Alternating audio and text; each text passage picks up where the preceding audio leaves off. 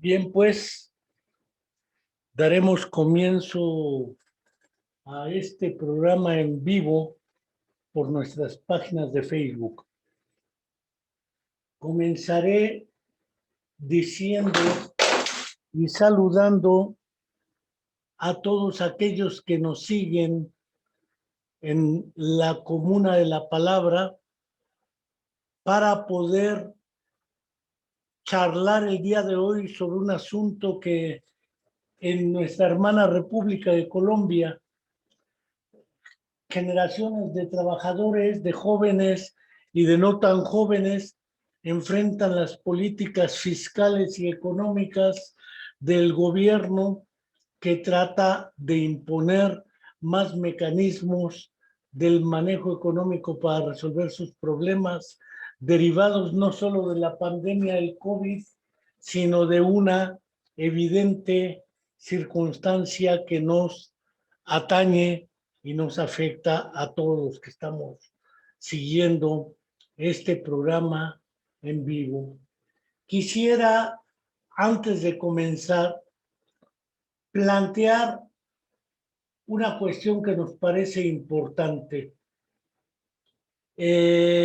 Esta trata fundamentalmente de recordar que ha transcurrido un mes más, ya estamos en mayo, ha transcurrido un año más y la mentira histórica sobre la desaparición forzada de los jóvenes estudiantes de la Escuela Normal Rural Raúl Isidro Burgos de Ayotzinapa en Tixla de Guerrero sigue pendiendo como una deuda histórica. A más de prácticamente 5 años no tenemos respuesta ni del gobierno en turno ni de los gobiernos anteriores. Por ende, sigue siendo una deuda que el gobierno en turno tiene con nuestro país, con los pueblos de América Latina y con los familiares de los jóvenes desaparecidos. El día de hoy no quiero tampoco dejar de enviar y recordar que se cumple una semana más y sigue desaparecida en contra de su voluntad nuestra querida estudiante de la Facultad de Psicología de la Universidad Autónoma del Estado de Morelos, Viridiana Anaid. No quiero dejar de enviarle un fraterno saludo a su mamá Angélica Rodríguez Monroy, un fraterno abrazo y un recordatorio de que no está sola. Seguimos esperando a Viridiana porque viva la llevaron. El día de hoy nos acompañan en esta situación de qué pasa en Colombia. La licenciada en Derecho también es maestra y no digo toda la formación amplia y extensa que tiene. Diana Carolina Caicedo Enríquez, de Nani, y que participará con nosotros para tratar de dilucidar qué está pasando hoy en Colombia y dedicar este programa a nuestros queridos compañeros colombianos que, como vemos en otra de las imágenes, hoy están marchando en Bogotá para seguir planteando sus exigencias de un cese a la represión por parte del ESMAD, una atención directa por parte del gobierno en torno a la situación que plantean en sus demandas y en este sentido participan para precisarnos qué sucede. También participa con nosotros el profesor Mario Enrique Fonseca Ávila, es un especialista en dirección y administración de instituciones educativas, un supervisor educativo y participan como asesores jurídicos de las asociaciones docentes de Colombia, de la Central Única de Trabajadores de Colombia y de una Federación Colombiana también de Trabajadores. También participa con nosotros Yesid González Perdomo, que también trabaja en educación básica y quienes nos están informando desde la Asociación Distrital de Trabajadores y Trabajadoras de la Educación, ADE, de la Central Unitaria de Trabajadores de Colombia, la CUT, la Federación Colombiana de Trabajadores de la Educación, FECODE, y naturalmente de la propia gente que está trabajando sin tener una actividad directamente así en estas instituciones, Diana Carolina Caicedo Enríquez, a quienes les agradezco su participación y su colaboración.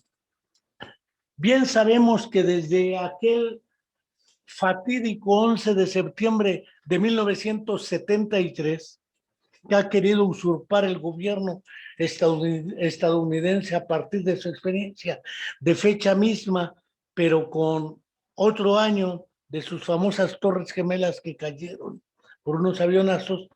En América Latina fue dado un golpe militar contra el doctor Salvador Allende en la República de Chile y entró el dictador Augusto Pinochet con otros generales a imponer una dictadura que se extendió no solo en Chile, Argentina, Uruguay, Brasil, Bolivia, Perú, y que naturalmente en Chile experimentaron el modelo neoliberal para ir imponiendo privatización de los servicios educativos, de los servicios de salud, que ahora hemos visto en esta pandemia cómo han afectado a la población en general, porque los sistemas de salud se vieron rebasados por una epidemia que no debió rebasarnos, pero que en la historia económica y política de nuestra América Latina ha sido evidente.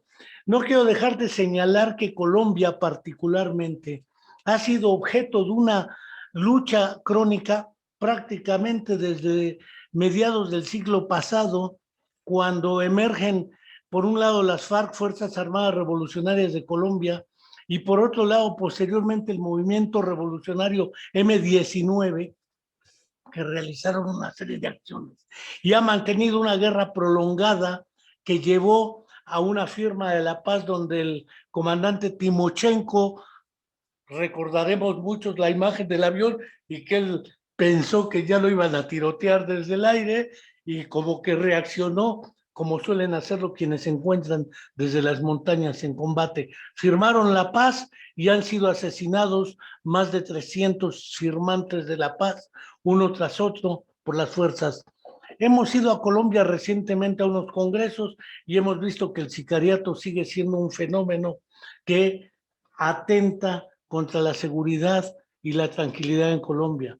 Pero también hay una tradición desde los famosos cárteles de Cali y Medellín, Pablo Escobar Gaviria, donde el discurso oficial ha sido la culpa es de los guerrilleros, de los narcoguerrilleros y de los narcos, Pablo Escobar y quienes lo heredaron. Y naturalmente ellos nada tienen que ver más que enfrentar el terror según ellos. Sin embargo, ahora se ve que no es la guerrilla, no es el narcotráfico el que está saliendo a las calles a exigir y protestar por una serie de decisiones impulsadas por el gobierno en turno de Colombia, que atentan contra las condiciones de vida de la población. Yo no quiero dejar de callar, porque si no, ¿para qué invito a los invitados si el único que va a estar hablando o monologando seré yo? En ese sentido, daremos en principio unas dos preguntas que guiarán esta charla. La primera es, en la coyuntura actual, ¿qué factores y condiciones son las que han planteado el movimiento masivo en Colombia al cual han respondido con tiren a matar? Porque eso han hecho las fuerzas del ESMAD, las fuerzas policíacas, y han sido apoyados públicamente por las fuerzas militares en apoyo morales. Sí, sigan así, queridos hermanos, sigan controlando y masacrando. Quisiera que empezara Diana Carolina sobre cuáles son las condiciones históricas, porque además hay un proceso de justicia transicional que se ha planteado, que ya tratamos con el licenciado, maestro y doctor Cristian Benítez. ¿Qué es eso de la justicia transicional en Colombia y qué problemas han planteado que preexisten a este movimiento y que ahora con este movimiento se hacen muy evidentes, como vemos en la imagen que nos comparte uno de los compañeros que participarán en esta charla? Adelante, Diana Carolina, y me callo. Bueno, muy buenas tardes a todos. Gracias por esta invitación. La verdad, es un espacio muy, muy agradable poder compartir con ustedes esto que está ocurriendo aquí en Colombia. Y también me place mucho porque pues en esta mesa que estamos presentando, pues soy la única mujer y creo que soy la más joven, ¿no? Entonces podría dar esa perspectiva desde esa óptica, desde también desde las mujeres, desde los jóvenes y también un poco contextualizar esto que pasa en lo que nosotros hemos llamado en ese contexto histórico la Colombia profunda. Yo soy de uno de los departamentos que ha sido más afectados por la violencia en el país y, y hemos conocido pues de antemano todo lo que viene ocurriendo. Entonces, para comenzar a hacer esa contextualización, quisiera remitirme como a un recuerdo que tuve en días pasados en mis páginas de Facebook, y es que hace 2 años justamente estuve dando una charla en la Universidad Javeriana sobre empoderamiento político de la mujer. Y al comenzar esta charla, yo hacía énfasis en una cosa, y era que Colombia es un país que tiene nombre de mujer.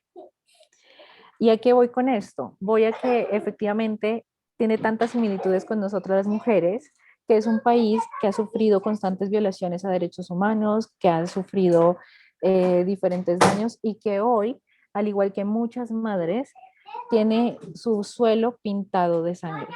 ¿Sangre de quiénes? De sus hijos. Y como que inicio dando este tema porque el fuerte de nosotras, las mujeres colombianas, ha sido justamente ese carisma y esa alegría, y eso es lo que representa justamente a nuestro país, a esa Colombia que tiene nombre de mujer. Ahora aterrizando un poco más a lo que está pasando, pues esta era para mí una bomba de tiempo, ha sido también, se la puede comparar con una olla a presión que tenía en un momento que estallar. Estamos viviendo no solamente en este gobierno, sino en gobiernos anteriores, también un tema de desigualdad, un tema de mucho dolor y un tema en donde gran parte de la población colombiana finalmente no ha sido escuchada. Por ejemplo, nosotros quienes apoyamos el plebiscito por la paz, conocimos de entrada a las víctimas. Vuelvo, insisto, hago parte de un departamento que tiene muchísimas víctimas y que incluso hoy en día sigue colocando víctimas del conflicto armado. Y entonces tenemos una inequidad y una desigualdad social bastante fuerte. Adicionalmente a eso se une, en el 2019 tuvimos unas grandes ya manifestaciones en contra de el presupuesto general que afectaba lógicamente al tema de la educación, un tema que ya había causado grandes manifestaciones años atrás, por ejemplo en el año 2013 cuando nos manifestamos en contra de la ley 30, eh, también tuvimos manifestaciones en temas agrarios, entonces viene un cúmulo de temas y de problemáticas que se une con algo que es la pandemia, y a eso que se une también viene la necesidad que tenía el gobierno de recaudar más recursos. ¿Y cómo lo hace él? A partir de un proyecto que denominó de solidaridad sostenible, que básicamente buscaba, uno, afianzar más los proyectos sociales que se crearon en torno a esta pandemia y otros que vienen de tiempo atrás, y también lo que pretendía con esta reforma era hacer una reforma a nivel fiscal. Y entonces en esta reforma fiscal, necesitando aumentar los ingresos para poder seguir pagando los servicios de la deuda y también mitigar el déficit fiscal y también continuar los programas asistencialistas, eh, pues el gobierno lo que hace es hacer una reforma completamente regresiva que afectaba a la clase media.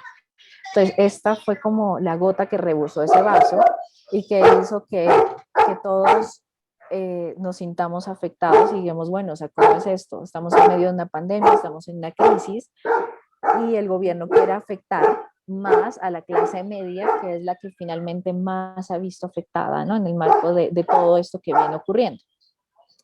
Entonces, esto lleva a que empiecen las marchas, a que empiecen las manifestaciones, y también empiezan los demás sectores que han estado buscando que se archiven, que se cambien algunas reformas como la de la salud, la pensional, entre otras. Han buscado que estas se archiven Y entonces empieza a haber un cúmulo ya de cosas a tal punto en el que ya la mayoría de la población tiene algo por lo cual manifestarse, ¿no? O sea, algo por lo cual mover su inconformidad. Y pues no ajenos a esto, quienes han estado, quienes hemos estado como detrás de este proceso también son los jóvenes, que hemos sido como los que hemos querido llevar una bandera distinta de lo que es Colombia ante el mundo y cambiar esa realidad que vivimos y hacer que las futuras generaciones no reciban el país que nosotros recibimos, sino entregarles algo mejor.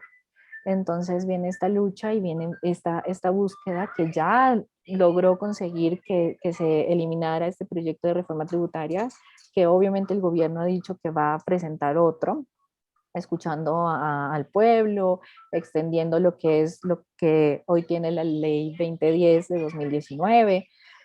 Y también se ha logrado, por ejemplo, que renunciara el ministro de Hacienda, Carrasquilla, que sabíamos que no estaba también muy bien informado de la realidad social del país.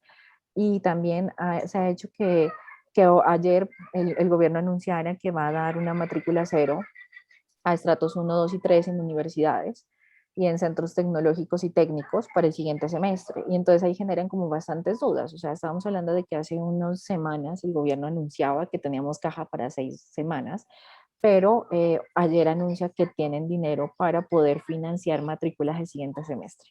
Entonces vienen también muchas cosas. Este fue como el detonante. Se ha dicho que el tema de los huevos se hace un símil con lo que fue el 20 de julio de 1810, el florero de Llorente. Entonces ahora hablamos que el huevo fue el huevo de Llorente en esta ocasión. Y que ha detonado como todo lo que viene pasando, ¿no? Obviamente esto no es una lucha en contra solamente de la reforma tributaria, en contra de la reforma a la salud, en contra de tantas cosas. Lo que se está haciendo es demostrar que efectivamente la sociedad colombiana ha estado muy, muy afectada y viene siendo afectada desde años atrás. Es tan terrible y es tan preocupante que las cifras de desempleo, especialmente desempleo juvenil, especialmente desempleo de las mujeres, son astronómicas. En coeficiente de Gini solamente nos gana Haití. Y entonces, por ejemplo, quisiera como nombrar unas cifras. En el año 2020 teníamos 22.006 personas ocupadas, de acuerdo a información DANE, 22. Y esa cifra se reduce a 20.818, teniendo una variación negativa del 5.4%. En cambio, en la variación de desocupados encontramos que hubo un aumento del 29.1%. Y también quienes aportan a las pensiones redujeron porque obviamente no hay ingresos. Y también tenemos una tasa de desocupación bastante alta que viene unida a una tasa de niveles de informalidad. Entonces, por ejemplo, en febrero del 2021 encontramos que el 41.1% fueron trabajadores de cuenta propia y luego seguían empleados particulares. Y así vemos cómo entonces la sociedad se ha visto mucho más vulnerable, que ha habido cambios sociales que han afectado justamente a la clase media, que después de la pandemia se ha logrado establecer cómo hay mayores pérdidas de las empresas, cómo hay mayores pérdidas de empleo y cómo esto ha afectado directamente a la clase media. Incluso estamos hablando de que más o menos, o sea, han aumentado muchísimo las cifras donde muestran que la gente que incluso tiene 2 platos de comida diarios ha disminuido, donde ha aumentado la gente en parte que hace parte de los cinturones de miseria. Y también esto va ligado a un empobrecimiento causado obviamente a políticas fiscales que han venido siendo mucho más regresivas, porque no es un secreto para nadie que nuestros países se nutren económicamente a raíz de impuestos, en especial el impuesto del valor agregado conocido como el IVA, el cual es un impuesto altamente regresivo que afecta enormemente pues a la clase media. Entonces, de acuerdo al más reciente informe del DANE, se asegura que un 40% de los colombianos ahora son más pobres o son pobres como tal, y un 15% de la población ya vive en pobreza extrema. Entonces estamos hablando de un país donde el 55% de su población está entre la pobreza y la pobreza extrema. Y a esto se le suma que, por ejemplo, mi generación ya es una generación que ha contado con muchas más oportunidades para poder educarse, pero no hay oportunidades a nivel laboral. Entonces es muy triste porque tenemos profesionales calificados y cualificados a nivel académico, pero no hay oportunidades para poderse desarrollar. Entonces tenemos que los jóvenes se están desperdiciando en contratos, por ejemplo, con los call center o con otras tipos de empresas que no generan garantías para subsistir ni para tener una calidad de vida. Entonces eso es lo que, como que todo ese cúmulo de cosas fueron las que ahorita ya con lo de la reforma pues tocaron fondo y ya hicieron despertar mucho a la gente y me pareció un ejercicio muy bonito que se adelantó por parte de nosotros los jóvenes, justamente de hacer pedagogía en las reformas, de acercar las reformas al pueblo, porque a veces vemos los impuestos, vemos las legislaciones y vemos lo que hacen por allá en el Congreso como algo tan distante y tan lejano a nosotros que no nos apropiamos y no sentimos. Y entonces salen noticias donde te dicen que tal bien pasó de exento a excluido, pero a la gente le dicen igual eso no tiene IVA, pero no entienden el trasfondo porque los confundimos con tecnicismos y les decimos, sí, es que igual eso no es IVA, pero por ejemplo ahí hay cosas que tienen un trasfondo. Entonces, por ejemplo, los jóvenes tomamos esa bandera en diferentes regiones del país de hacer campañas pedagógicas, de que la gente conozca cómo afectaba la reforma tributaria, ahorita como conozca cómo nos afecta la reforma a la salud, de la cual nadie decía nada, solamente los gremios mandaban cartas y peticiones pidiendo su archivo porque es muy lesiva a nuestra salud pública. Y hemos acercado también a eso. Entonces, ese es como el trabajo y eso es como lo que se viene haciendo y también es el cúmulo de todas esas cosas y del agotamiento. Vuelvo y digo, yo soy de una región bastante apartada, bastante golpeada por el conflicto armado y bastante afectada por la desigualdad social. Al igual que Colombia, esta región es de gente que es mayoritariamente de área rural. Este es un departamento agrario, es un departamento muy, muy bonito. Tenemos mar, tenemos frontera, tenemos muchas cosas, pero que ha sido olvidado por el Estado. Aquí se sienten las faltas de oportunidades y aquí se siente ese clamor y esa necesidad de acercarnos. O sea, nosotros estamos también muy cerca de Cali, que ha sido el epicentro de todo lo que está pasando ahorita, y sentimos también esos estragos. Por ejemplo, ahorita no tenemos gasolina, no teníamos hasta esta mañana, no teníamos gas para cocinar y también estábamos desabastecidos en alimentos, a diferencia de otras regiones del país. Ya afortunadamente desde anoche tenemos corredores humanitarios que nos han permitido entrar, pero eso no ha impedido que la lucha siga y que la gente siga apoyando el paro nacional y siga insistiendo en que debe haber unos cambios y unas reformas no coyunturales, sino estructurales, que es lo que necesitamos. Diana Carolina Caicedo, parece ser que con lo que nos planteas podemos apreciar que efectivamente existen un conjunto de condiciones que anteceden a la coyuntura actual y que nos permiten comprender y explicar de algún modo lo que hoy pasa. En el video de Yesid, el que está pasando en vivo ahorita, desde Bogotá, podemos ver una marcha en torno a lo mismo. Quisiéramos ver si Yesid nos puede, en torno a este asunto del movimiento, las condiciones, sobre todo porque ellos vienen trabajando como representantes sindicales y de trabajadores en esta coyuntura. Yesid, ¿qué nos Hola, puedes decir al respecto? Sí, te escuchamos, Yesid. ¿me escuchan? Bueno, voy a dejar las Perfe- imágenes de la marcha. Perfecto. Cordial saludo a los compañeros de panel, a ti, profe, a Mario, que también están en la marcha, a Diana Carolina.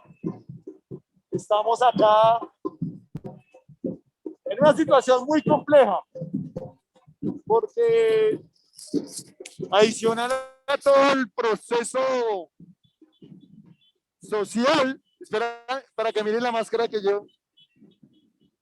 Sí, La el máscara de la... excremento. Ese excremento simula la reforma. La reforma es una mierda. Y por eso la gente está saliendo con un gran apoyo popular. La gente sale a sus ventanas a aplaudir, a usar la cacerola, nos toman fotografías, sale la bandera de Colombia. Es muy interesante porque, Diana, creo que tocaba un tema y es que el apoyo popular es increíble. Aquí la bandera solo se utilizaba cuando jugaba la selección Colombia. Y era el único sentido, era la única oportunidad en donde uno sentía que hacía parte de una construcción de nación. Hoy la gente sale con sus banderas, con su camiseta de Colombia, diciendo: estamos cansados de esta corrupción, estamos cansados de esta situación, queremos un cambio real. Hoy Colombia, y que lo sepa todo el mundo, es una dictadura civil de facto. Lo que está en juego en este momento en el país no era la reforma tributaria, no era Carrasquilla, no es la reforma a la salud, es el futuro, es el poder salir a protestar sin que nos disparen, es tener derecho a organizarnos en sindicatos, en los barrios, pero sobre todo para tener una vida digna. Por eso quienes más están dando la pelea hoy son los jóvenes. Los jóvenes son los que están dando la pelea fundamentalmente por una razón, y es que después de terminar la secundaria acá no hay oportunidades. Después de terminar la secundaria, los jóvenes entran a engrosar las filas de desempleados y por ende a una marginalidad, acabando con el futuro del país. En una de las tantas barricadas en Cali, decía un chico: en esta barricada yo como 3 veces al día, cuando en mi casa solo como una, porque no hay alimentación, porque no hay para comer. Y en ese sentido, los chicos no tienen nada que perder. Los chicos y las chicas que están en la calle solo tienen sus manos, su vida. Y este paro nos ha costado más de 40 muertos, más de 1000 detenciones arbitrarias, más de 12 personas, 12 mujeres abusadas sexualmente, más de 21 ojos perdidos por acciones policiales, más de 350 acciones violentas contra la protesta pacífica. Si esto no es una dictadura, entonces, ¿qué es? Es decir, tumbar la reforma tributaria costó 30 muertos, de los cuales 32 fueron en la ciudad de Cali. Y hoy, las organizaciones sociales, los sindicatos, las fuerzas vivas de la nación están reclamando cambios profundos. Pero el gobierno no quiere negociar. El gobierno salió a anunciar unas medidas populistas que no va a cumplir para frenar el movimiento a nivel nacional. Pero creo que este es un descontento que se va fraguando desde el 21 de noviembre del 2019 con el primer gran paro nacional. Y ese gran paro nacional no tuvo los resultados.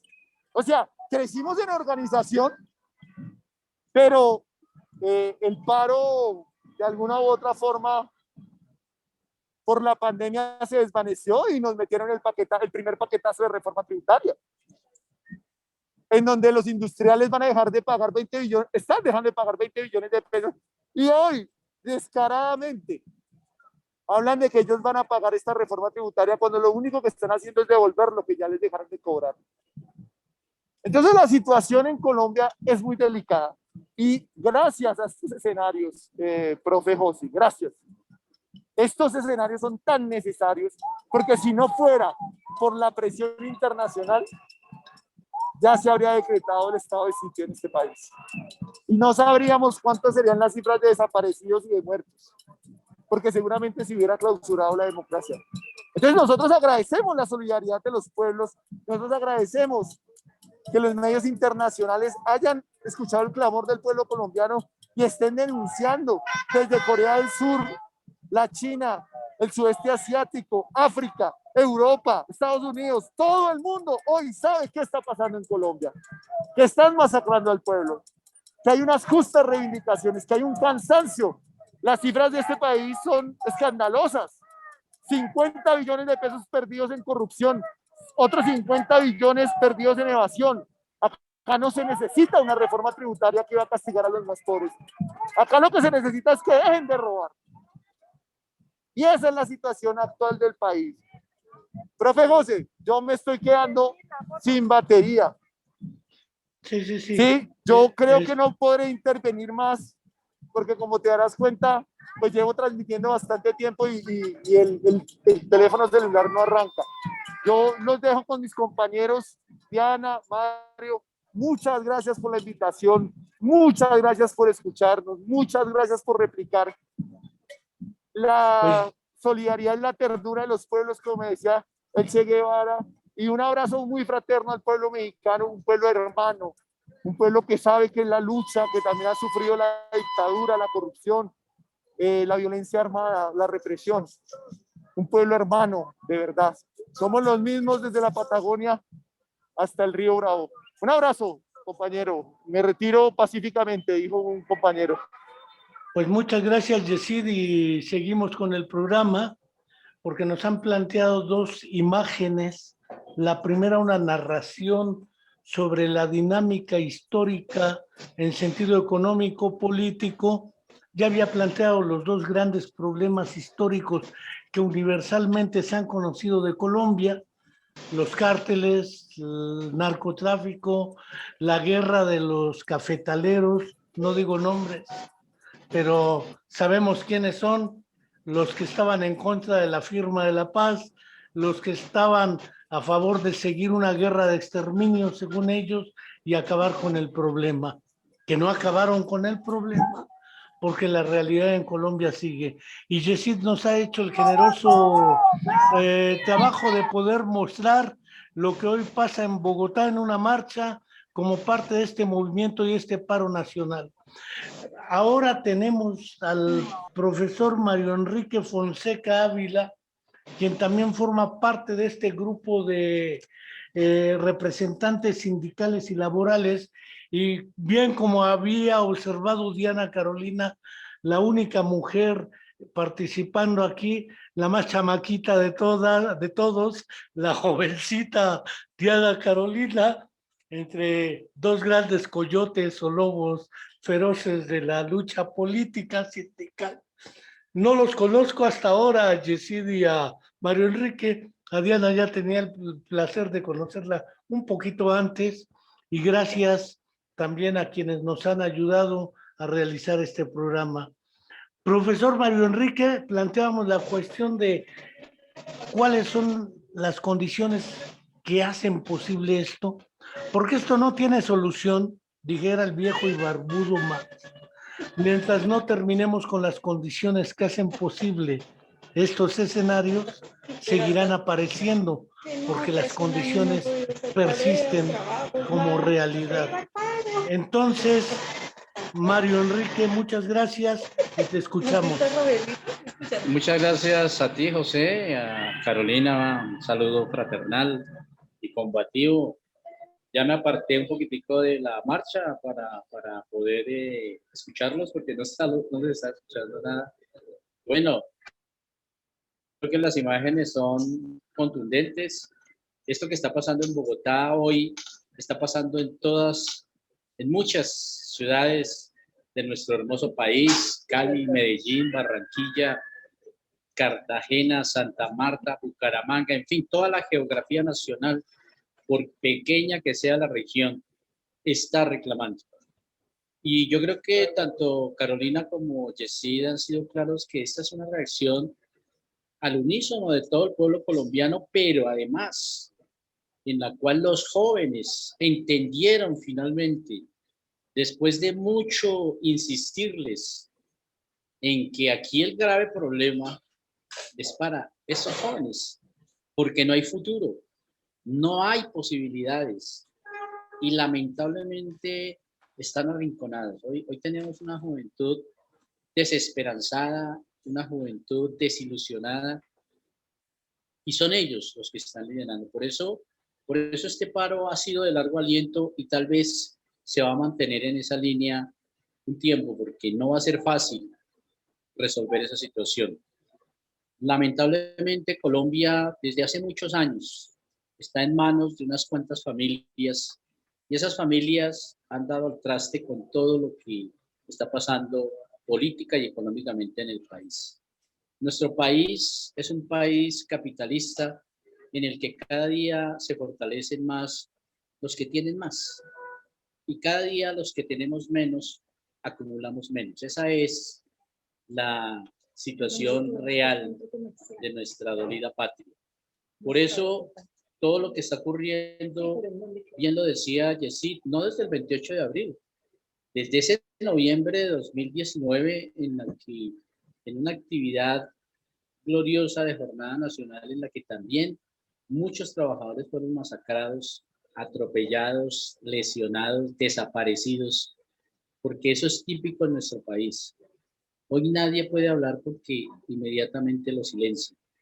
Entonces, toda esta situación ha llevado a que con el tema de la pandemia, a partir de marzo del año pasado, pues se iba a acentuar.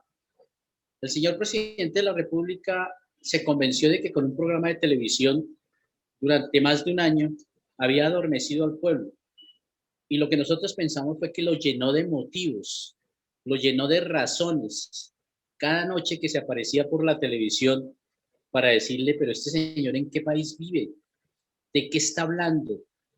Él hablaba de una nación que estaba en divinas condiciones, que estaba perfecto, que no había problema, que aquí estábamos, no sé si lo recuerdan, pero nos han catalogado como el país más feliz del mundo, ¿no? Nos han dicho que Colombia es catalogado, y él se agarró de ahí para decir que aquí no había problema. Es tanto lo que hizo con ese programa que se ufanó de periodista y se le olvidó que era presidente. Yo no sé si ustedes lo notaron. Él ya no actuaba como presidente. Él era un periodista y él daba órdenes desde ahí y decía que todo estaba bien y que no había problema y que los colombianos éramos felices. Y bueno, la gente soportó y soportó hasta que, como lo decía Dianita muy bien, explotó. La olla tiene un límite. Una olla a presión no soporta ilimitadamente, sino que explota cuando ya se desborda ese límite. Y eso fue lo que pasó en nuestra nación. Creo yo para bien. Por supuesto, aquí hay consecuencias muy nefastas. Lo que pasó con Lucas, lo que ha pasado con muchos que han sido asesinados alrededor de estas situaciones y en las que ya son más de 40 muertos, más de 40 fallecidos, muchos desaparecidos y una acción del ejército y de la policía irrespetuosa y lesiva porque no respetan derechos humanos, no reconocen que la gente tiene el legítimo derecho a la protesta y pues todo esto ha desencadenado todas las situaciones que se están dando, pero para fortuna de Colombia, muchos países del mundo, México particularmente, España, han enviado mensajes de solidaridad y de reconocimiento a lo que aquí está pasando. Mire, la situación de Colombia es tan grave que Álvaro Uribe Vélez, el señor que tanto daño le ha hecho a la clase trabajadora colombiana, es reconocido en el mundo entero como uno de los criminales intelectuales más identificados. Y aquí en Colombia no. Aquí en Colombia resulta que tiene muchos seguidores. Aquí en Colombia resulta que pone presidentes y quita presidentes y hace lo que le da la gana. Desde el huérrimo, él gobierna control remoto y ya la gente lo entiende y el mundo entero lo reconoce. Por eso esperamos que esta lucha siga y se mantenga firme con toda la voluntad del pueblo, con todo el apoyo de amigos como José en México, como todos los amigos que nos han estado acompañando y que entienden que hoy más que nunca los pueblos latinoamericanos tenemos que tomarnos de la mano para poder unir esfuerzos y sacar adelante todas las situaciones que beneficien al pueblo. Termino con esto. Uno no entiende cómo en países como Perú, hoy está a punto de ganar la hija de un señor que está en prisión, un genocida. Y ustedes saben a quién me refiero, Alberto Fujimori. Y Keiko Fujimori va a ganar las elecciones, va a ser la presidenta de Perú. ¿Cómo entendemos semejante brutalidad que va a cometer el pueblo peruano teniendo a su papá en la cárcel y esta señora va a gobernar ese país? Así de mal estamos, pero por eso tenemos que seguir uniéndonos, tenemos que seguir trabajando conjuntamente para sacar adelante a nuestra juventud, para que la pedagogía crítica cada día avance más, se fortalezca más y nuestros jóvenes entiendan que tienen todo el derecho a opinar y a actuar en los escenarios que estamos ubicados. Yo los dejaría por ahí, vamos a regresar a la marcha, vamos a estar con los compañeros y compañeras y por supuesto atentos a cualquier inquietud que ustedes les quieran comentar. Muchas gracias por la invitación, José, muchas gracias, Carolina, y bueno, estamos atentos a cualquier inquietud. Muy amables. Pues particularmente desde acá México agradecemos siempre la colaboración de ustedes porque ustedes están enfrentando estas circunstancias con el cuerpo, con el pensamiento, con la organización, con los muertos, los heridos, los que han perdido un ojo, y ya tendremos tiempo de discutir sobre pedagogía crítica y otras cuestiones que son también importantes, pero de momento no quiero dejar de agradecer esta primera aproximación. No quiero, sin embargo, dejar de reflexionar una segunda cuestión que nos parece importante y que mediáticamente ha sido difundida tanto dentro de Colombia como fuera de Colombia. Pareciera ser que estas movilizaciones, estos paros nacionales, obedecen a instrucciones provenientes de Caracas, de Venezuela particularmente, y del gobierno de Nicolás Maduro. Otros sostienen que efectivamente son movimientos impulsados desde La Habana por el nuevo presidente Díaz-Canel, o que son promovidas por fuerzas de las FARC que aún perduran internamente. Es decir, que en realidad lo que está haciendo la policía y lo que está haciendo la política del gobierno del presidente en turno, que quizás, como dice Mario Enrique, fue decidido por un expresidente también, que es terrateniente también, y que tiene un poder económico, político y en general dentro de Colombia. Quisiera ver qué tan viable es sostener que esto obedece a instrucciones desde fuera de Colombia y que más bien buscan desestabilizar el gobierno democrático que preside el representante en turno.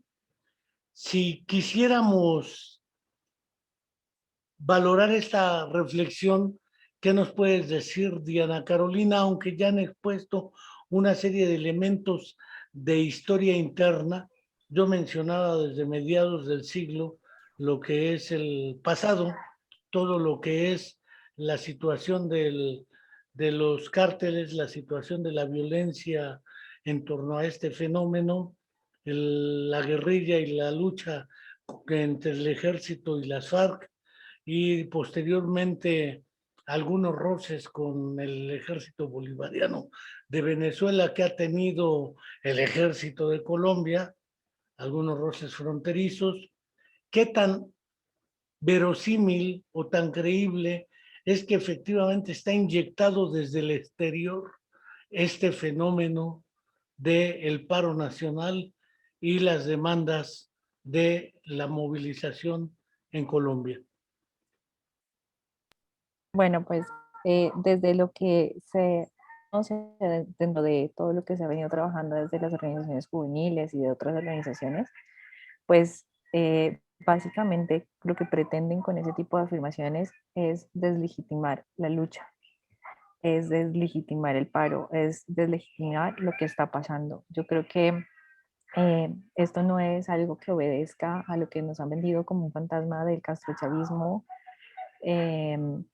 que nos han querido meter miedo y terrorismo para que las elecciones sean marcadas a una tendencia política determinada, cuando para nadie es un secreto que en más de 200 años de historia de este país, nuestro país ha sido de derecha, ha sido un país que se ha llamado en la región como el que tiene la democracia más estable, y entonces pretender que este tipo de manifestaciones obedecen directamente a unas directrices dadas por fuera es no entender lo que ha venido pasando en Colombia, no ahorita, no ayer, no hace un año, sino hace más de 200 años de historia. O sea, aquí hablamos de una desigualdad social hace muchísimo tiempo, aquí hablamos de regiones apartadas, vuelvo, insisto, que nunca han tenido un apoyo del gobierno o que ha sido muy, muy, muy, muy bajo ese apoyo, y donde vemos que ha habido una lucha constante por una reivindicación de nuestros derechos, tanto así que tenemos una constitución política de 1991, que es una constitución muy garantista y muy cercana a los derechos humanos y que busca justamente dar calidad de vida a los ciudadanos y darnos instrumentos a nosotros para poder eh, tener esos derechos. Pero vemos cómo esto está muy alejado de la realidad, vemos cómo día a día las cifras que el mismo gobierno muestra de la realidad económica y social de Colombia cada día son peores. O sea, hablar de que estamos como en 30 millones de habitantes que no tienen 2 comidas diarias, es terrible. Hablar de que la gente no puede pagar, no podemos adquirir bienes porque todo está supremamente costoso. Esa es la realidad nuestra, ¿no? Esa es la realidad que nosotros vivimos y ese es el cansancio que se refleja en las marchas. Entonces yo creo que obviamente los gobiernos buscan deslegitimar esto, así como buscan hacer presión a través de evitar que lleguen insumos, eh, y buscan que nosotros como ciudadanos, por ejemplo, en mi caso, que soy de una región bien apartada, digamos, no, o sea, esta lucha ya no va con nosotros porque no tenemos combustible, porque no tengo con qué cocinar, porque no tenemos comida. Y lo único que hacen es que, por ejemplo, si uno se acerca aquí a una tienda, a un lugar que pesa, que no pueden abrir porque hay desabastecimiento, la gente dice, no, tenemos que seguir parando y tenemos que seguirlo haciendo porque necesitamos tener cambios. Por ejemplo, hace años atrás, cuando mis vecinos de Ecuador hacían paros y derrocaban presidentes, nadie hablaba de un fantasma de un castrochavismo, nadie ponía ese tipo de cosas en tela de juicio, nadie dañaba esa marcha legítima del pueblo, sino que el pueblo se imponía y decía, este presidente no es lo que nosotros queremos para nuestro pueblo, y lo derrocaban. Entonces, ese es el tema, es no deslegitimar la lucha del pueblo, o sea, el pueblo es el soberano, el pueblo es el legislador mayor, el pueblo es el que tiene el poder y el pueblo es el que lo tienen que escuchar. Y uno de los grandes errores en el 2019 que tuvo el gobierno nacional fue no sentarse a negociar con las bases, fue sentarse a negociar con determinados grupos políticos, incluso cercanos al gobierno, pero no escuchar a las bases. Y hoy eso es lo que se le pide que desmilitarice las ciudades, se le pide en las protestas pacíficas y que escuche a las bases y que se siente a dialogar y que se siente a ver qué es lo que nosotros los colombianos pedimos. Una de las principales cosas que pedimos es que haya un cese a los enfrentamientos dentro de las marchas pacíficas, y otra cosa que venimos pidiendo desde tiempo atrás es que a nosotros nos respetan el derecho a la vida, el derecho a poder desarrollarnos. O sea, es muy triste que nosotros tengamos masacres de jóvenes. Y es un tema que a mí me toca mucho porque mi departamento ha puesto muchos jóvenes en eso. Y duele que no nos escuchen y queremos que nos escuchen. Entonces, esto va más allá de un tema internacional, va más allá de muchas cosas, porque si esto fuera una orden de fuera, realmente nosotros hoy nos sentiríamos abrumados. No pasaríamos sin dormir de angustia, no nos preocuparíamos por nuestros amigos que están en la calle y que son primera línea. No pasaría esto. porque no sería una lucha legítima. Y ese es el sentir de, por lo menos de los jóvenes, es ese, es tener un país con mejores oportunidades y que los que sigan, los que lleven esta sangre por sus venas, los que sean colombianos, no hereden el país que nosotros heredamos, sino que hereden un país con oportunidades.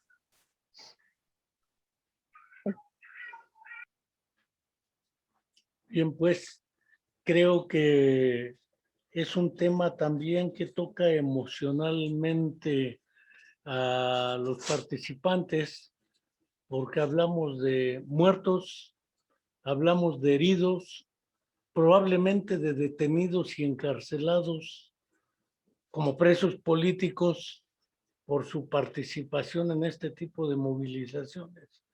Y no tenemos duda de que muchos jóvenes están siendo objeto de este tipo de políticas. No sé si Mario Enrique siga aquí y nos pueda comentar un poco sobre este asunto de las estrategias mediáticas que pretenden deslegitimar o invalidar o quitarle validez o legitimidad al propio movimiento que se expresa en Colombia, porque evidentemente hablar de estas circunstancias implica que los medios de información, prensa, radio, no han hecho más que difundir Claro que sí, José, la ya estamos postura acá en la calle. oficial. ¿Me escuchan? Ah, sí, claro que sí, ¿Sí me escuchan? perfectamente. Aló. Siempre hay satanización de la protesta. Siempre se pone en cuestión la reacción del pueblo. Es la reacción natural del establecimiento ante la rebeldía del pueblo. Hoy lo que nosotros podemos decir es que ya es tan claro el mensaje para toda la población colombiana, que no hay un solo colombiano, no hay un solo colombiano que no identifique la enorme dificultad con la que hoy se está viviendo. Hoy tenemos esa realidad inocultable. Y entonces al gobierno le queda fácil decir que fuerzas extrañas están manipulando al pueblo para desviar la información, para tergiversar la realidad y para hacer creer que aquí no hay problema. Vuelvo a hacer referencia al sofisma del programa de televisión del presidente.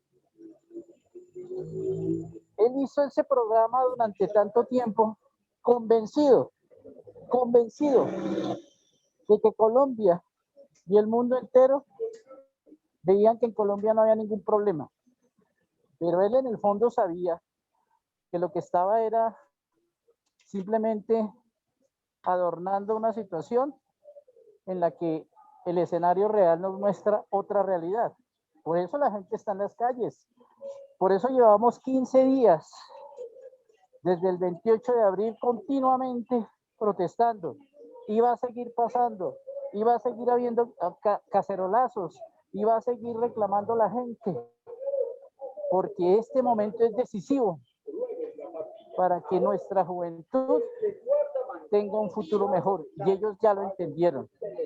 Entonces, esto no es a capricho, es una realidad que es incuestionable y que en ese entendido el mundo entero lo está identificando.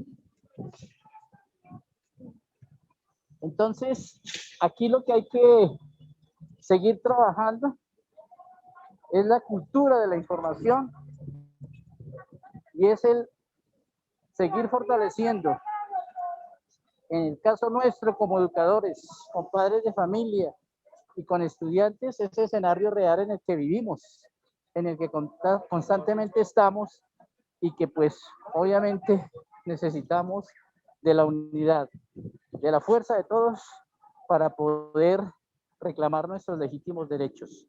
Termino con esto, lo decía Diana Carolina hace un momento. Colombia es un Estado social de derecho desde el año 91 y ese contexto nos da a entender ni más ni menos que privilegia la condición humana, es decir, El ser humano está por encima de la norma, que es la gran diferencia con nuestra anterior constitución, la de 1886. ¿Recuerdas, Diana? La constitución de derecho. La constitución de derecho definía a Colombia como un estado de derecho y entonces privilegiaba la condición jurídica, la norma, sobre la condición humana. Entonces fíjate cómo esa palabrita social cambió todo el panorama y volteó el escenario. Y hoy por eso se respeta tanto y por eso nuestra constitución es tan rica en derechos. Que se desconozcan es otra cosa, pero la constitución en el papel, muy rica en derechos, pero no se respeta. Entonces, vamos a seguir luchando porque se materialice toda esa posibilidad para todo el pueblo colombiano y para que en la medida de lo posible se mejore la condición de vida en la que muchos colombianos están con enormes dificultades. Bien, pues considero que vale la pena entrar a un punto que es fundamental. La Constitución de Colombia, lo mismo que la de México, o la Convención de los Derechos de las Personas con Discapacidad de la Asamblea General de la ONU, o cualquiera de nuestras constituciones latinoamericanas, ahora son garantistas. No son constituciones que sustentan un Estado de Derecho, aunque discursivamente se sostenga ese planteamiento, es un Estado de Derecho. Si la realidad no funciona como dice el derecho, pues peor para la realidad, la que está mal es la realidad. Ahora nuestras constituciones son garantistas y están centradas en, uno, los derechos humanos de las personas en los diferentes estados-nación. Un segundo elemento que refieren las constituciones, en el caso de México, Guatemala, Perú, Bolivia y probablemente Colombia, se consideran estados-nación pluriculturales y multilingües. Sobre todo que Colombia tiene una población importante de afrocolombianos y no nada más, sino hacia muy abajo tiene poblaciones indígenas. Entonces, viene el otro problema. Jurídicamente, la exigibilidad y hacer los derechos vinculantes. ¿Qué pasa si no se cumple con los derechos? No hay mecanismos jurídicos que no sean, en el caso de México particularmente, el derecho de amparo. Uno va y se ampara. Ahora el amparo se ha vuelto contra todo. Uno se ampara contra lo que venga, como si para eso fuera el amparo, y el amparo es contra actos de autoridad que pongan en riesgo la vida o la libertad de una persona. Ahora se amparan hasta contra la aplicación de la justicia, para que no me apliquen la justicia, me amparo.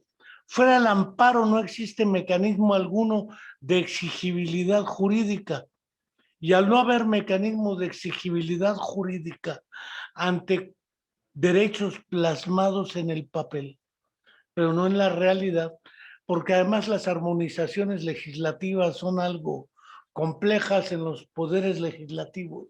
Tenemos reglamentos inferiores que contravienen a las constituciones y sin embargo siguen vigentes, aunque según la lógica de Hans Kelsen no debiera ser así. Hay una pirámide jerárquica que si se aprueba en la estructura superior un derecho, se anulan automáticamente o derogan todos los reglamentos que contravengan ese principio.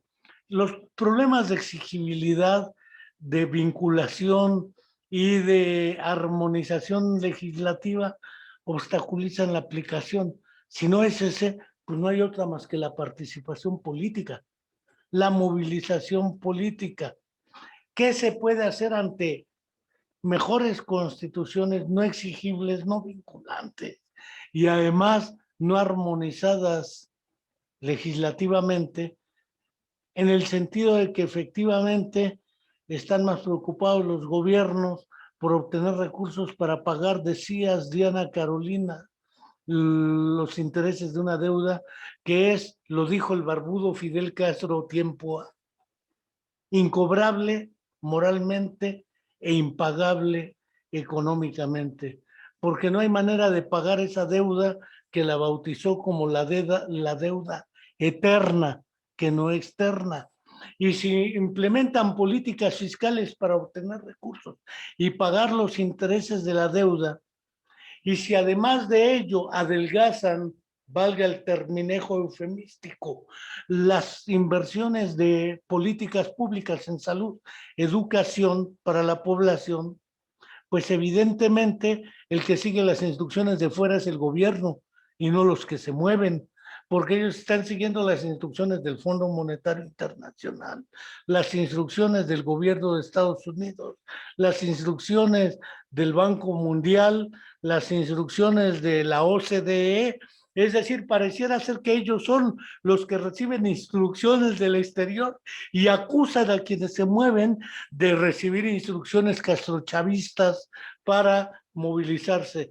Si el derecho no nos da el recurso, porque entiendo que no se los da, no son exigibles esos derechos. ¿Qué pasa si no se cumplen? ¿Qué pasa si los soldados dejan tuerto o los policías a un muchacho porque le dispararon, aunque sean balas de goma, a la cara deliberadamente? Eso lo aprendieron de los chilenos a ir y de del ejército sionista de Israel a perder miembros, extremidades o a perder ojos para que se les quite y quede como educación, además de que en México era muy tradicional secuestrar a las mujeres que participaban políticamente, violarlas, torturarlas y luego liberarlas para que queden como ejemplo terrorista de lo que les puede pasar si siguen participando. Ante ese vacío jurídico, ¿qué hacer, Carolina? Tú que sí le inteliges a esas cuestiones jurídico-legales, porque eres abogada, es decir, abogada. Adelante, Diana Carolina.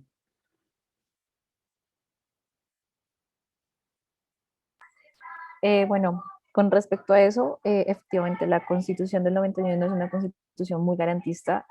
No conozco, sino como antecedente histórico, la Constitución de 1866, porque yo ya nací luego de la Constitución del 91. Entonces, más o menos sé como un tema histórico de lo que pasaba antes, pero lo que sí conozco por mi carrera y también por ser colombiana es que nuestra constitución es muy garantista y nos da muchas herramientas que nos permiten justamente eh, proteger nuestros derechos. Una de esas es la tutela, otro mecanismo es la acción popular, las acciones de grupo, dependiendo del tipo de derecho que queramos proteger. Por ejemplo, ahorita tenemos en nuestros jóvenes una gran necesidad de aplicar el habeas corpus debido a las detenciones arbitrarias que se dan en el marco de estas protestas y también acciones de tutela, derechos de petición y demás, por ejemplo, solicitando acompañamiento por parte de las direcciones municipales de juventud o de las secretarías de juventud, dependiendo del departamento de la ciudad de la que estamos hablando, para buscar un tipo de protección. Por ejemplo, aquí en Pasto se han solicitado acompañamiento, apoyo, evitar que el ESMAD entre en las marchas pacíficas, ¿no? Y ante eso, pues existen esas herramientas constitucionales que nos permiten a nosotros poder proteger nuestros derechos. Si estas no estuvieran, si no tuviéramos ese garantismo que tiene nuestra Constitución, efectivamente la historia sería otra completamente distinta, ¿no?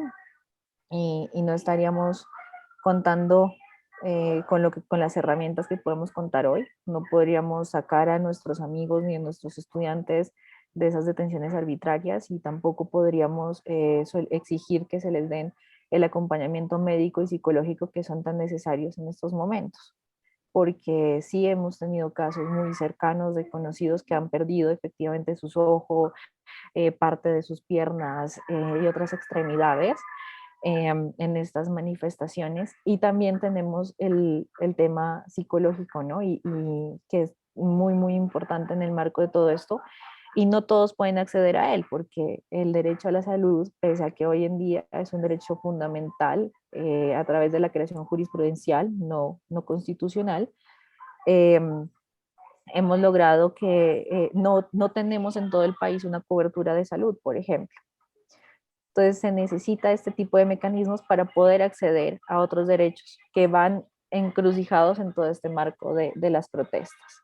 Si esos no existieran, pues no tendríamos ninguna garantía de protección, así del mismo modo como no podríamos estar solicitando el apoyo internacional si no hubiera el derecho internacional humanitario, si no existieran los derechos humanos y la protección a estos mismos. Entonces, pues el panorama sería otro y eso sí se lo debemos a una constitución que ha sido pilar y ha sido ejemplo de otras constituciones a nivel de aquí de Latinoamérica, por ejemplo la de Ecuador, la de Bolivia, que son cartas mucho más garantistas que la nuestra, pero que son hijas de este proceso constitucional, que también fue muy interesante en su momento, ¿no? Aquí en Colombia, porque es una constitución de un pacto histórico de paz en su momento, que lastimosamente no cambió mucho la realidad del país, porque la guerra sigue y el inconformismo social también. Diana Carolina, no sé si Mario Enrique Fonseca, el maestro, pudiese intentar cerrar su participación con una serie de comentarios respecto a esta coyuntura y además manifestarle desde acá que solidariamente también hacemos este programa porque efectivamente estamos preocupados por lo que pasa en Colombia o lo que está pasando en Oriente Medio con el asunto palestino, que también dentro de 8 días lo abordaremos, ahí sí en un monólogo que me echaré solito. ¿Qué pasa en Palestina? ¿Qué pasa con la llamada cuestión palestina? Porque pareciera ser que es una guerra entre judíos y musulmanes, según ellos, y no es así. Y aquí también entre castrochavistas y un gobierno democrático que se defiende. No sé si Mario Enrique siga ahí y nos quiera dar una especie de cierre de qué está pasando como alternativa hacia adelante. ¿Qué sigue después de esto? Mario Enrique.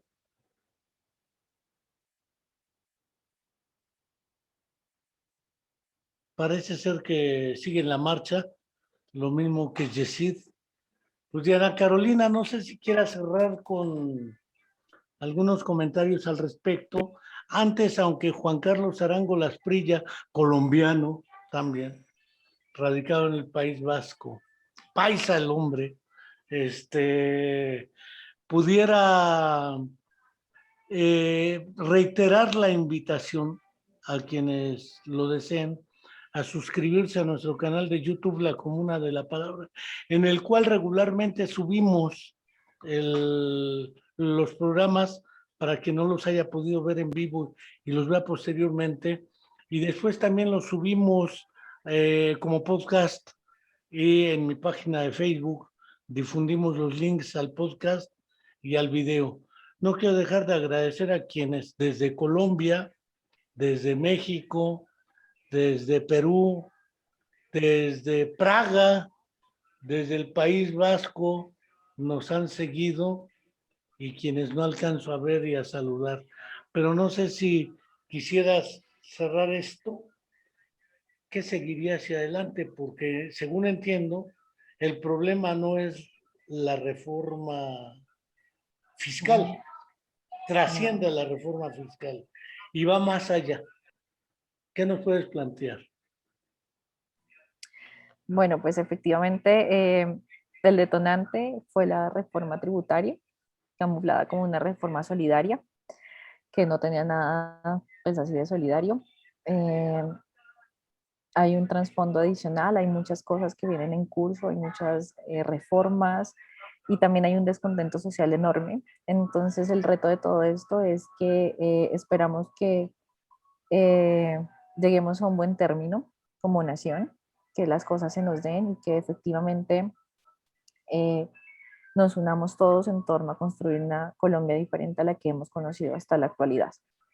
Es necesario que en el marco de todo esto apliquemos no solamente la justicia transicional, sino el tema del perdón. Perdonarnos para poder reconciliarnos efectivamente y poder construir ahí sí una gran nación. Creo que ese es el paso que necesitamos. Esto ya es un avance enorme. Creo que unir las masas, unirnos en un país que estaba muy, muy dividido, muy segregado por tendencias políticas y sociales, que nos estemos uniendo y que estemos marchando hoy todos juntos es algo maravilloso. Es muy bonito ver cómo desde la punta de la Guajira se está manifestando hasta la punta de la Amazonía. Ahorita he estado viendo justamente imágenes de amigos míos en Guainía, en Putumayo, en diferentes partes del país que son chiquitas, que son distantes, y cómo se han unido a esta protesta pacífica y a este sentir ciudadano. Y el reto que viene es enorme, es reconstruir nuestra nación, es tal vez como el ave fénix, reconstruirnos desde las cenizas y resurgir, y también empezar a pensar políticamente de una manera distinta, dejando de lado fantasmas de castrochavismos y de cosas y de manipulaciones, sino pensar en esto que necesitamos construir como nación. Entonces creo que ese es el reto más importante. El reto ahorita se nos viene en las elecciones del 2022. En marzo estaremos eligiendo legislativo, en mayo estaremos eligiendo presidente. Así que ese es el reto. El reto es que esto no se quede acá en las marchas, no tengamos un marco de como pasó en el 2019, que tuvimos un stand-by, sino que efectivamente esto tenga un eco y tenga un cambio y unas repercusiones allí en el 2022, que es cuando Colombia necesita comenzar el cambio después de todo esto que ya hemos venido viviendo.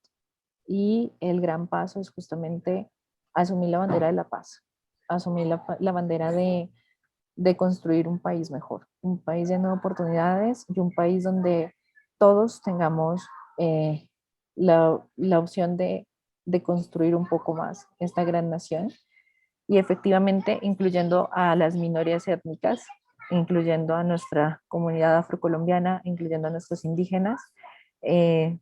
Yo vuelvo, insisto, soy de un departamento pluriétnico. Aquí tenemos Pacífico, aquí tenemos Amazonía y aquí tenemos todo. Entonces somos supremamente mestizos, y esa es un potencial de este país, que es rico en cultura, que es rico en tradición y que es rico en biodiversidad. Entonces debemos seguir trabajando y asumir ese reto de los cambios que queremos generar realmente. Y esa es la invitación también a la gente de mi generación, y es que nos unamos todos más allá de las diferencias, que podemos ser diferentes, pero jamás podemos ser indiferentes ante la realidad de lo que está pasando en nuestro país. Aquí el hecho de que nosotros tengamos un techo, una comida en nuestra casa y tengamos oportunidades para trabajar, para estudiar, no significa que esa sea la realidad de todo el país. Hay personas que están sufriendo y hay personas que necesitan y merecen un cambio. Entonces esa ha sido la lucha que han tenido nuestros abuelos, han tenido nuestros antecesores, y es la lucha del cambio que tenemos que dar. Y ahorita que estamos viendo un poquito de luces, tenemos que aprovechar el momento y de verdad construir una mejor nación. Pues muchas gracias, Diana Dnami Caicedo. A Mario Enrique Fonseca también le agradecemos su participación. Naturalmente a Yesid, que están marchando como buenos castrochavistas. No te creas. Están marchando en Bogotá, seguramente, como una muestra de la lucha para exigir la no intervención del ESMAD en las marchas pacíficas. No quiero dejar de señalar que para otro momento se tendrá que valorar un asunto que mencionó Diana Carolina y que es muy gordo, el asunto del perdón. ¿Quién da el perdón? ¿A quién se lo da? Porque acá en nuestro país el presidente dijo que perdonaba a los otros, pero ¿quién tiene que perdonar? ¿El presidente o la víctima?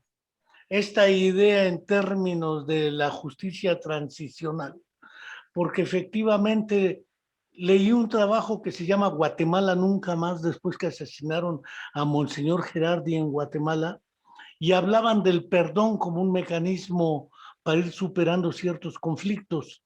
Sin embargo, este asunto del perdón es sumamente complejo en sentido psicosocial, en sentido personal, más que jurídico, evidentemente, y que implica otra serie de reflexiones y un programa específico por sí mismo para este asunto del perdón como recurso de superación de conflictos, no solo intrapsicológicos personales, sino psicosociales y colectivos, como el de la justicia transicional ante la violencia estructural que nos agobia en nuestros países y que Colombia ha sido agobiada desde el siglo pasado por esta violencia estructural.